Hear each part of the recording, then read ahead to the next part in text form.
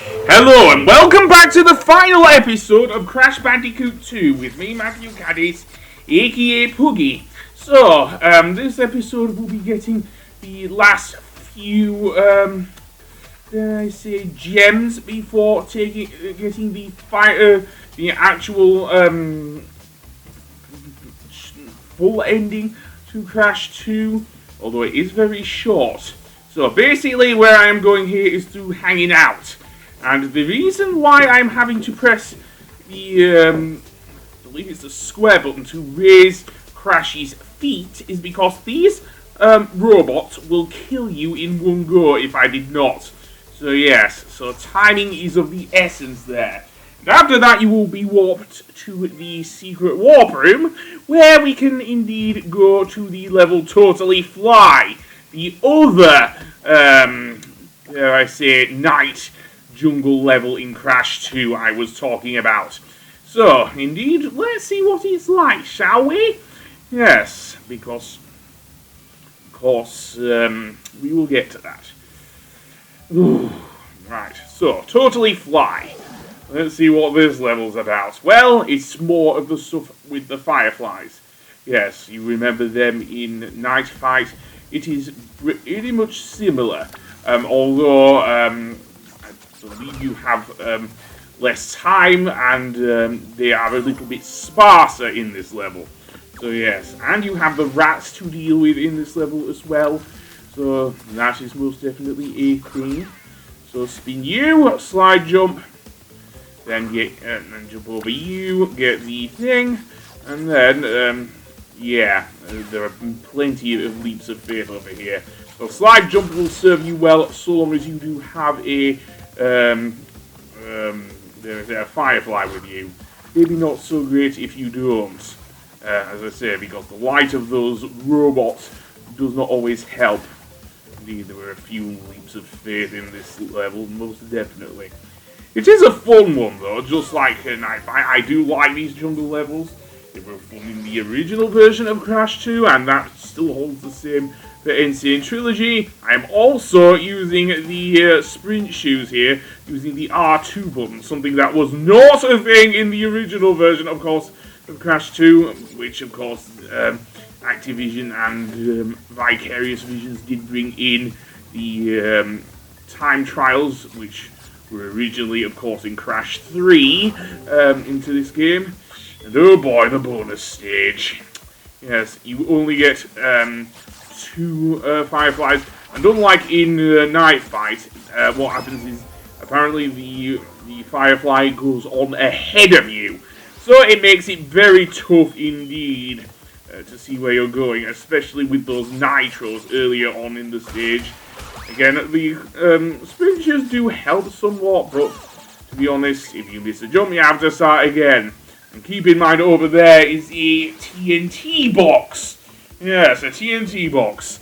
I do not like those things at the best of times, but in the pitch black darkness, oh boy, that is a right chore. And strangely enough, the twinge that they give off is rather annoying. So let's hope I can get these boxes. Thankfully, those ones aren't nitros or TNTs or whatever. Yes, the things what really trips me up are those boxes there. The other 3 boxes the 2 boxes I'm missing are both nitros. So yeah, so all we need to do is hit the nitro switch, I believe. So yeah, those are the ones I'm missing really. I could have just easily just come back. Okay then, we're back. So, let's actually get through here. These lizards are a pain, and especially when they are near a bunch of TNT boxes, they can blow you to hell. And anyway, this part always trips me up with the wooden boxes because, of course, Crash does not have a superpowered body slam from Crash 3. So you have to belly flop every single one of them. And doing so can easily lose you your firefly protection because they only stick around for a certain period of time. So yeah, that was that guy. I have to be careful not to get Crash too close to those damned TNT boxes, otherwise he will go up in smoke, just like the thing, the lizard there. And now it's even harder. Seriously. This is what I meant about trying to do a freaking jump in the dark without the thing. Thankfully, the thing there actually did do so. Thankfully, unlike in the original version of Crash 2, you don't have to worry about explode. In fact, maybe in the original. I know you're in Crash 1 on the PS1. You had to actually be careful with the boxes. You had to be really close to make sure the TNT boxes went off. I don't think that's the case in the new version of Crash 2. I don't, actually. In Crash 2, sorry, in the original version of Crash 2, also in this one. So yeah.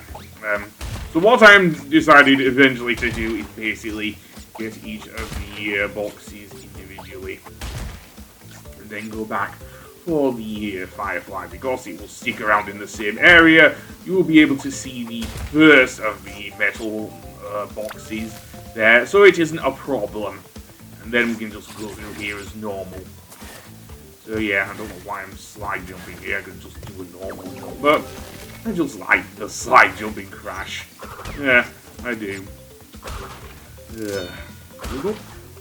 A whole bunch of one-ups. They expect you to die. So that's the end of the level. And I have all 44 boxes. So there goes the box gem, the only gem for Crash this level. So therefore we have that one. The other one I am going for is, of course, in Piston It Away. Remember that level? The one where we had to backtrack? Yeah, I am going to go there next. And I will show you the way I used to actually get over the gap. So yeah, so I will see you there. And here is the area in question. You see this crab-like enemy? To actually get over the shrink ray itself, which is too high for Crash to jump over, what you have to do certainly in the original game, is that you have to actually pretty much jump on it, and it's not easy to do. However, in Insane Trilogy, with the aid of the ability to actually do a high jump, plus the sprint shoes, it makes it a lot easier to do. Seriously. All I did was use a sliding, approach it with the sliding jump, as you saw there. However, I also did a spin, which in Insane Trilogy, for some insane reason, allows you to actually go over the gap. Seriously, that is possible in this game. So yeah, not too bad. So yeah, and the only thing I did wrong there was actually I died. So yeah, so now we're on the death route, and I do have an Aku mask, which is good because I will need it to get past the shrink ray, seriously. And again, we're back to these crab-like enemies. So yeah, I am glad that the sprint shoes are a thing in Crash 2. It makes that jump a hell of a lot easier, and I only discovered it by myself, really. So yeah, keep in mind this is the death route, and it doesn't matter if you die within it, it does not affect your progress. There is also a couple of checkpoints here as well. So yes, I will be getting the box gem here, that means. And I will also be getting the hidden gem on the death route in Ruination. Remember that level, the second Ruin level? Well, I used to hate that level. I still somewhat do for that death route, but I will get to that. Firstly, over here is the box gem. So yes, we have one gem left, and it is indeed the one in Ruination, I believe. So, indeed, let us head to Ruination once we have obtained the gem here. So yeah, there it is. So yes, actually I'm not sure if it's the death route, but certainly the gem route. You need the green gem to actually go to the one in Ruination. So yeah, so with that said, indeed we go to Ruination. I'm playing with Coco. The gem route is not far from where the, dare I say, where the bonus stage is. So yeah, you don't need to get all the things. In fact, it's probably better that you don't really, because, as I say, you don't need to get the thing. There's a checkpoint right beside it. Anyway, here is the green gem route leading to the hidden gem in Ruination. Now you will see here that you will see a bunch of logs. They are being thrown by the giant baboon enemies on the other side. You can jump over them, and yeah, they were a pain with timing, however. One of the things I did not realize you could do, however, with these logs, is that you could actually spin them away. Seriously. You can actually spin the logs away, which I thought you could not do. I thought you had to jump over it, just like in the original arcade game Donkey Kong. So yeah, so that is a big... This is also true in the original game as well. Yeah, imagine Mario using a... imagine Mario jumping on the gigantic barrels or something in Donkey Kong, and not immediately dying, but actually destroying them. That's somewhat. And actually, no, you can't jump on the logs, to be fair. Yeah, that's a bad but you, it's akin to, I think, having a permanent version of the hammer from that game. Seriously, although, yeah, you do need timing, however. If you time it wrong, then what can happen is that the logs can be sent, can kill you. So yeah, that's what the Aku mask was there for. So yeah, you can actually spin them back. Seriously, something I did not realize you could do in this game, but yes, you can. Although I do like to jump over them more, given that it is a platformer and everything. So yeah, there are two, actually no, there are 3 apes lobbing the logs towards you, which were a really bad annoyance in the original game. Yes, they were. And yeah, I should have just spun them. Seriously, I should have just spun them. Because using the Aku mask isn't always a great thing in this level. But yeah, you can totally spin them, as long as you have decent timing. Yeah, which makes the thing a lot easier. And this is the case in the original PS1 version of Crash 2 as well. And although the Stoneheads can go to hell, let's actually jump on the pillars here. Then spin, there we go, and jump and spin it. Okay, maybe not. Right, in that case, let us move on and... Okay. Oh dear. Okay, what the hell am I saying? Oh dear, I should have said. These guys are annoying. Yes, they are. And why not? Ooga booga power! Anyway, that being said, yeah, here's the last bit. Done with 3 Aku masks. If it's done with 3, then it knocks it back automatically. See ya, Aya Baboon! Anyway, that being said, there we go. That is the, indeed the thing, and we are done with Crash 2, that means. Yep, we've got the last gem that I obtained in the game. And probably from my least favourite stage I could never do as a kid. Yeah, it wasn't called Hard Crash, it was Ruination. Those stupid rats can also go to hell. Although at least they're not, these ones are not completely in the dark, unlike in Crash 1. Why not? Another Aku mask. Yep, we are going double Ooga Booga power. So yeah. So jump, and jump again, and get rid of Mr. Baboon there, and we are done. So that means only one thing. We will now be greeted by Dr. Nitrous Brio, and we will see the very end of the game. Yes. So he will call us, and we will actually switch to Crash here. Yes, and we get laser-powered vengeance. That is the gem for getting all... That is the reward for getting all the gems. So, yeah. You have acquired all of the gems.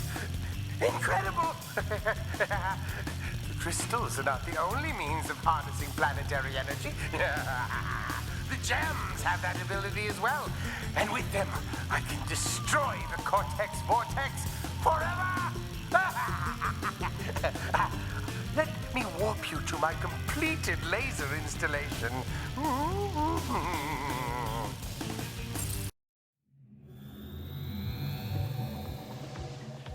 We are ready, Crash.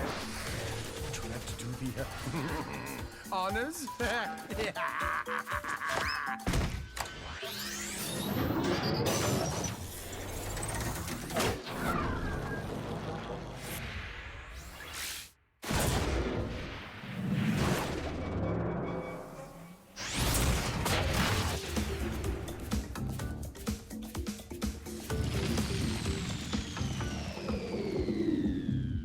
So yeah, that's what happens at the end of the game.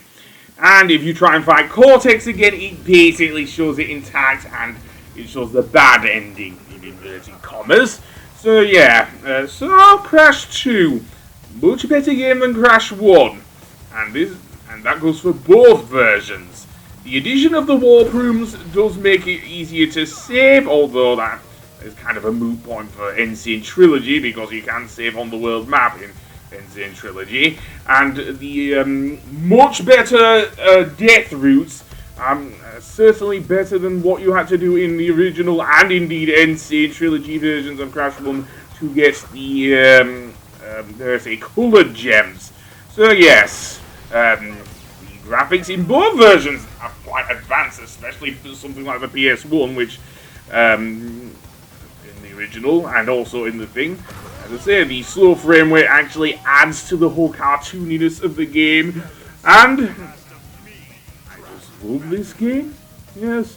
So, with regards to other Crash games, I'm still recording. I have done most of Crash 3. It's just Rings of Power that really stumps me. Rings of Power is a stage that just does not control well in Insane Trilogy. So yeah. So with that done, I am going to wait for Crash 3 and see if I can do it, because I am still thinking about doing it, but we shall see. Anyway, that'll be my last Crash game for a while. So I will see you whenever I do Crash 3.